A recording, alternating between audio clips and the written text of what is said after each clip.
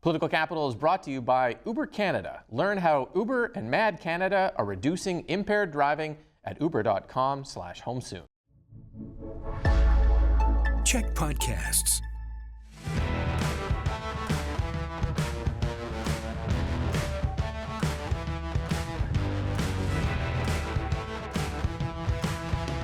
Hey everyone, and welcome to Political Capital, your source for all the latest in BC politics. I'm your host, Rob Shaw, coming to you from Studio 8H at the CHEK News World Headquarters Tower in Victoria. Lots to cover on this week's show. We got a delay in the overhaul of the Heritage Conservation Act, the Natural Resources Forum in Prince George, new Conservative leadership rules, and more.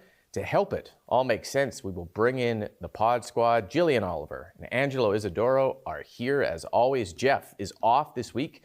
The Natural Resources Forum in Prince George, where presumably he's already in custody for trying to climb Mr. PG. We'll check in with him at some other point. But filling in, Aileen Machell, who was just recently left her role as the Deputy Chief of Staff to Premier David Eby, in charge of communications and strategy, and who spent a decade working for the BC NDP government and the Alberta NDP government before that.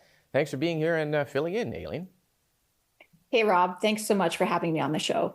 We're going to dive right into our first topic, which is the BC government announcing it's delaying controversial changes to the Heritage Conservation Act. We've talked about them on previous shows. It's a law that governs what to do if you find a historical artifact or remains on your property. The province wanted to boost protections for local First Nations, local governments, and the resource sector, and some others said this would add costs and delays to doing anything on the land. Let's just have a listen to what the Premier had to say first. We have this Heritage Conservation Act that's not working for anybody. From the Indigenous perspective, it's failing to protect critical sites. From the development industry perspective, whether natural resources or residential housing, it takes too long. The permits are uncertain. Reform is badly needed. Okay, so a law that's not working for anyone, according to the Premier, apparently not for government either. Aileen, why do we think government moved on this, and what does that move mean? Yeah, thanks, Rob. There is no doubt this is a tough challenge for the government, as well as for the minister that's tasked with leading this work, Ravi Parmar, who's great guy, really hard worker. He's got a bunch of tough issues on his plate, and this is one of them, the Heritage Conservation Act, which has actually been around for decades, at least 30 years. And different governments have been hearing concerns brought forward to them for at least 20 of those years, everything from business owners, local governments, property owners, and First Nations. And I think the challenge here is the complexity of the issue and the differing opinions on how best to go forward, with the goal of achieving two things: allowing development to go forward and to protect BC's precious archaeological heritage. We heard from politicians at UBCM Week earlier in the fall about some of their concerns around the proposed amendments and the consultation. And I think at the time, government heard loud and clear that more time was going to be needed to collect input and try to get this right. Minister Parmar and his team will be tasked with trying to find a balance that creates certainty for people. But something you learn when you're in government is that it's impossible to make everyone happy. And I think this is a really good example of this. If it was an easy fix, I think it would have been done many years ago, but that's something that they'll be working on. With respect to the timing of the engagement, I know you said earlier this week you think that it's extended indefinitely. I disagree with that. I think the government is going to be pressed to keep working on this file through the summer months and have a bill that's ready to go in the fall session. Possibly, that's what Parmar said. I'm still betting, although all my bets are wrong, that we do not see the Heritage Conservation Act come back, but who knows? Jillian, we talked about it, the UBCM, we're talking about it now. It seems to have shifted and evolved in just the last little while. Why do you think it's off the table now? Well, I think, like Aileen said, it's very complex and technical. The government has been really clear that one of the goals is to speed up the process, while also making sure that there's greater buy-in and certainty for First Nations. And it seems like they haven't been able to reconcile that in practice. It's really tricky without knowing what the amendments specifically are, because we don't get to see them until they're actually introduced. So we have to, suspect that there's some sticking points and the technical details from the municipalities who are sort of, on the front lines trying to get permits across the finish line so that they can proceed with development. And we've seen some really high profile cases like in Lytton, where that's held up the redevelopment after the wildfires there. we don't know without seeing them. But I think, as more and more sort of anecdotal cases keep coming to light, the pressure is going to be on, and I'm sure, government's working hard to try to resolve them. Mm-hmm. Angelo, what do you think of all this? It's a little bit of deja vu for us, because it reminds me of the Land Act back in 2024, where the government really wanted to push it through, and then it faced public pressure and backed off.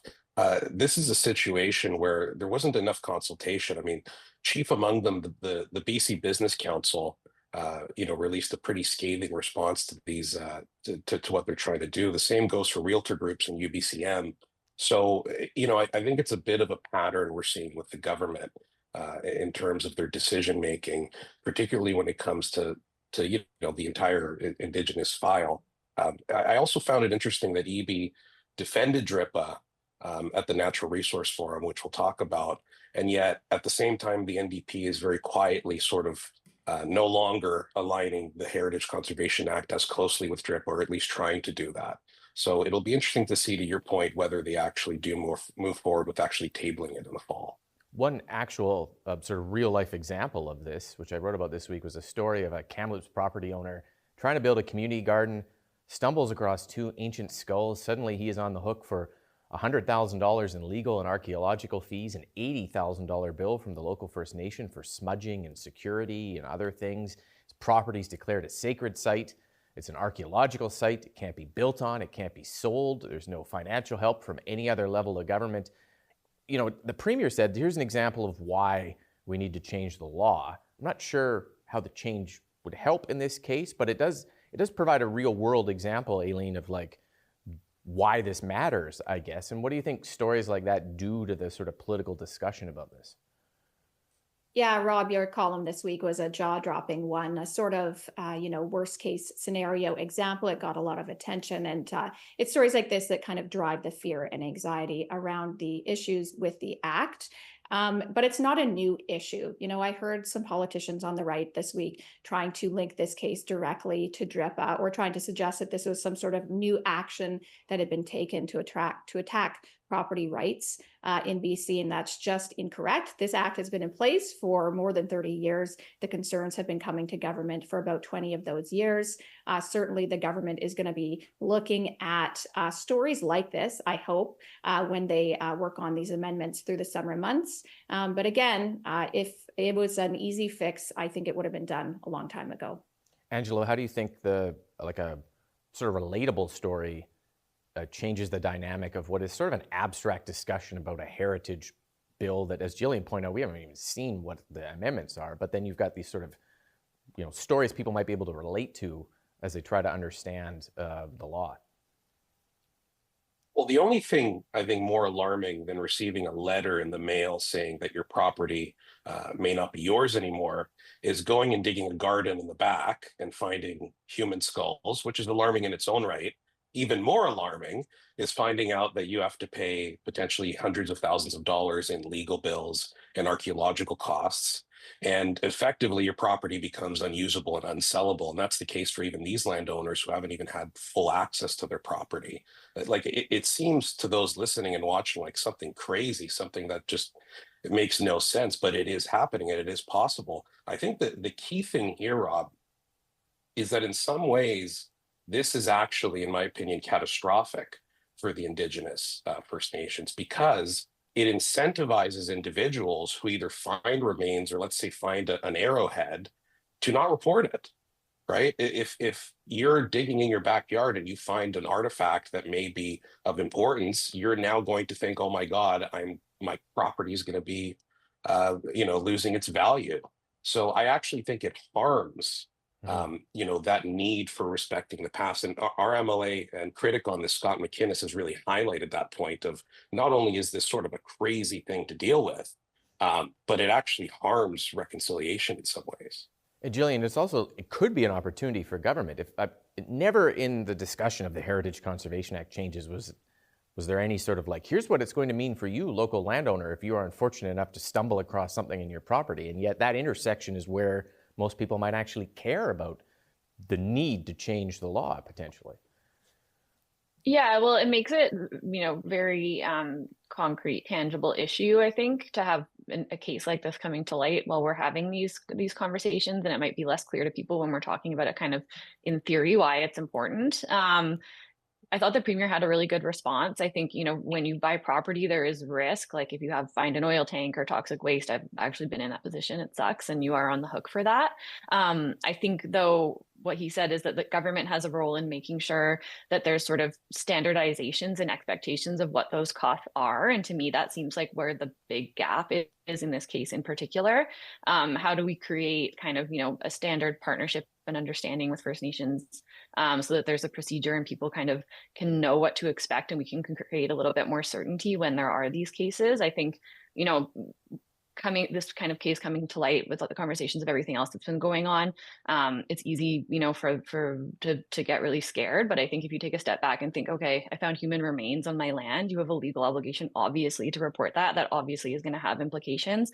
It's a question of creating certainty and maybe even creating some sort of fund or insurance or something like that, so that people have like a certainty for path forward with their property if they find human remains. And maybe if the Heritage Conservation Act does come back in the future, it'll be framed differently in that way to sort of help people understand. Okay, we're going to take a break. Coming up next, though, natural resource leaders gathering in Prince George. We'll talk about that just after this. Global instability is reshaping markets. Trump's threats and tariffs are putting real pressure on Canadian workers and industry. The Prime Minister said just today, we are in the midst of a rupture, not a transition. But I can tell you, there is nowhere else in the world I would rather be to face these challenges and these threats than right here in British Columbia.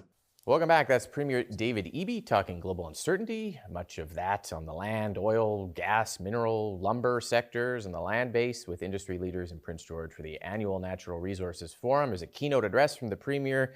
Jillian, anything stand out with you on what the Premier had to say at this forum? Wasn't anything super new or revelatory coming out of this. They did announce a new mine, which, I think that was a bit of more of a minor story of the week. Sped up the permitting on it quite a bit, I guess, was the, yeah. Mm-hmm. Yeah, so I think that's some good news that they were able to have for heading up there.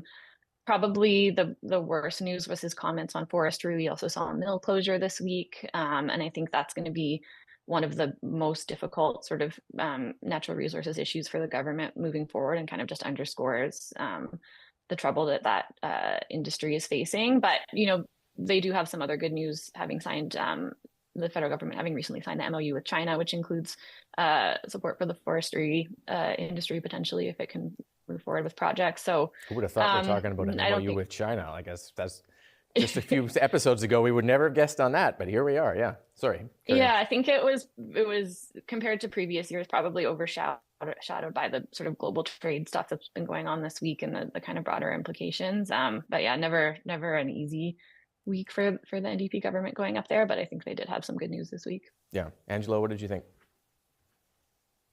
I think it was marred, right? I mean, the wood chip plant in Beaver Cove shutting down, I think, did affect things at the conference, particularly given that it's a First Nations owned enterprise. And what we also see is that, part of the reasoning why it's shutting its doors is sort of the downstream effect of these other mills closing. So it seems to be just this negative feedback loop for an industry that frankly seems like it's rapidly dying after a decade of this government. So, opening a mine or speeding up permitting for a mine is good. It's also a one-off, and it still feels as though the government is picking winners and losers. I think what's key for Eby and the government is to establish some system regulatory certainty. And I think, when we look at other major projects, we're not really seeing that right now. Mm-hmm. Aileen, anything jump out at you on the speech? Yeah, the Natural Resources Forum in Prince George is a really big deal for the city. I used to live up there. I covered it a few years as a reporter, and I went up there with Premier Eby 3 years in a row. It's a really important event because it brings lots of people into town, but also it highlights how important the natural resource sector is to BC's economy and our prosperity. There were a couple of things that stood out to me around Premier's speech. The first is mining. So he's called BC's mining sector the belle of the ball in the past, and that belle of the ball didn't disappoint. A couple of good news, golden nuggets in there. One was the Mount Milligan mine permits, the final permits for the expansion project. And I think, You know, if I was Prime Minister Mark Carney's Major Projects Office, I'd be calling up EB's office to find out how it is that they got those permits done so quickly, a real feather in the cap for the NDP government. And I think investors are taking note. You know, to Angelo's point about it being a one-off, in the same speech, the Premier talked about how Centerra, the company, has had such a positive experience on the Mount Milligan project with the permits that they are now doing a pre-feasibility study to potentially reopen the Kemess mine in northern BC. So if that goes ahead, that could be hundreds more jobs in mining. So that's one theme, mining. I think the other really important theme, which is more of a shadowy backdrop to all of the work that was referenced in the speech on jobs and the economy by Premier Eby, that shadowy backdrop is Trump. Trump's constant threats and whiplash causing economic uncertainty, global instability. Just this week, his expansionist rhetoric towards Greenland, leading to this brilliant and eye-opening speech by Prime Minister Carney at Davos in Switzerland. And, you know, you heard the Premier quote that speech in his own remarks to the Natural Resources Forum, which I thought was unusual. You don't often hear a Premier quoting the Prime Minister in a major speech to a different audience. But I think it really just goes to show how the global situation is continuing to shape the provincial political scene and how Trump will continue to be a factor here in the year ahead. Okay, we're going to take a quick break, get time for our last topic. Coming up next, new rules in BC Conservative leadership race. What does it mean for winning that race? We'll take a look at that coming up right after this. Welcome back. The BC Conservatives unveiling their leadership race rules this week set the stage for the vote to replace John Rustad on May the 30th. Angelo, you are both executive director of the party and on the leadership committee, so help us understand the significance of, well, just give us the Coles notes, I guess, of what we should know about these rules. Well, what's key is really, the barriers to entry, right? We're trying to get professionals into the race. We're trying to get individuals who can raise money, who can sell memberships. So it is a six-figure entry fee. It's $115,000 plus $20,000 in a returnable fee. Beyond that, you need to sign up members and have them sign your petition to join. May 30th is going to be the date the new leader is announced, with an actual voting window in May. We spent a lot of time really debating timing of this. We didn't want to go into June because of FIFA, and doing it any sooner was not really tangible. And May 30th is right at the tail end of the session. So we got a lot of feedback from some of our caucus members who are incumbents on the experience of having a newly elected leader who may or may not have a seat, in contrast to a leader in the House. So we think the timing works, and we always want to be election ready. So we feel proud of these rules. We think we're going to have really transparent and aggressive methods of verifying memberships and verifying identities. So we're excited for the race ahead. Jillian, you've run leadership campaigns for the Greens. Like, when you're looking at these rules, what jumps out at you for the strategy that the candidates are going to have to take here? Well, I think first what really jumped out to me is just how detailed and stringent the rules are. I think that the committee really did their homework about what went wrong in previous leadership races, including maybe some of the ones that I've been involved in, to really try to control any sort of negative things happening. There's rules about not being able to disparage each other as candidates, and including not having supporters of candidates disparage each other, which is going to be really interesting to see how that is implemented. How am I going to cover that? I am pro disparagement. You to create your own burner accounts. Okay. Yeah. So, and really high fees. I think that was the other thing that got a lot of coverage. I think they're really looking for serious candidates that can really fundraise. They're going to have to fundraise upwards of, $100,000, probably double that if they want to pay all their staff and do the traveling and stuff that's involved. And then the other thing is it takes on some of the old sort of BC Liberal leadership rules, where it's going to be a ranked ballot, and they're going to have a weighted system where every riding in the province counts. And so that's really interesting, because it requires the candidates to, not just sign up a ton of members in one area where they might be from or where they might already have a lot of supporters, but they really need to go to every riding, including ridings that the Conservatives don't hold. And I think that's with an eye to making sure that they end up with a leader who can speak widely to the province and has a bit more of a broad appeal. So you can kind of see hints about the party's goals hidden in the rules here. So it's going to be interesting to see how they're enforced, how the candidates follow them, and what the outcome is. Yeah, that is. I remember Christy Clark in the 2013 BC Liberal leadership race, the first time they had those weighted 100 points per riding, determining that you can win a race by just going to all the little tiny ridings, signing up a small number of people that have the same value as a giant riding in Surrey, where you'd have to influence hundreds of people. Aileen, what jumped out at you on this for what it means? Yeah, I think I heard it was Sheldon Clare saying that the rules were there to prevent funny business. Clever quote. I think that's part of it, but I agree with Jillian on the high entry fee. They're looking for serious candidates. They're trying to weed out fringe candidates. They have a long sign-up period, which shows they're trying to build the party beyond the mega Trump supporting base. They have the riding point system, which I think shows they want to get someone who can get support in different regions. All of those factors together show they're looking for kind of like a serious candidate that would have broad base appeal. But I think, that may be a challenge for them. The right is having a bit of an identity crisis in BC. It's not clear that anyone can unify them. And when I look at the candidates that are out there right now, whether, formally announced or kind of rumored to be announcing soon, I think of them visually as being part of this kind of Venn diagram with a bunch of overlapping bubbles with these categories. You have the kind of weird and wacky, the representing the ultra rich, the Eastern Canadian conservative establishment, the Trump style politics, and my favorite, the BC Liberal political weather vanes like Carolyn Elliott, Peter Millibar, and Ian Black. Of course, some of the candidates are going to have overlapping in a few of these categories, but all of that should make for shooting fish in a barrel for the NDP Oppo shop. Well, maybe we'll see. I'm interested in the idea of there's some rules in there of like you got to agree to campaign in the next election for the party, and you got to agree to support whoever wins. I don't know if I've seen a leadership race where that occurs. Maybe it's pretty hard. Most of the losers just take off. Thank you to the panel for being here this week. Thank you for watching. Make sure you subscribe to the podcast. We've got audio extras there as well. And we will be back next week with all the latest in BC politics here on Political Capital. Political Capital is brought to you by Uber Canada. Learn how Uber and Mad Canada are reducing impaired driving at uber.com/homesoon.